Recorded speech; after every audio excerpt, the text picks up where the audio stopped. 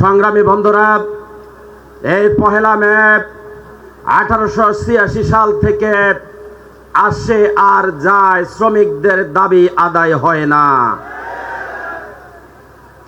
Garments শ্রমিকদের বৈষম্য আর দূর হয় না। রিক্সা অটো শ্রমিকদের চাঁদাবাজি বন্ধ হয় না। পরিবহনের যে চাঁদাবাজির তেলাস্পতি সেটা বন্ধ হইতে দেখি না। কিন্তু পার্লামেন্টে দেখি রবীন্দ্রসঙ্গীতের আলোচনা হয়। আপনারা যে কার্ড বিতরণের রবীন্দ্রসঙ্গীতের খেলা খেলছেন, এই কার্ড শ্রমিক জনতা একসময় লাল কার্ড দেখাইয়ে দেবে।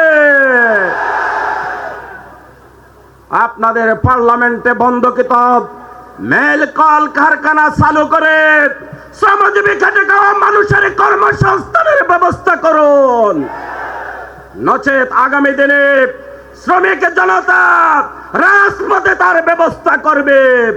এই উদাত্ত আহ্বান জানে বক্তব্য শেষ করছে। আল্লাহ হাফেজ। বাংলাদেশ জিন্দাবাদ। বাংলাদেশ শ্রমিক কল্যাণ ফেডারেশন জিন্দাবাদ।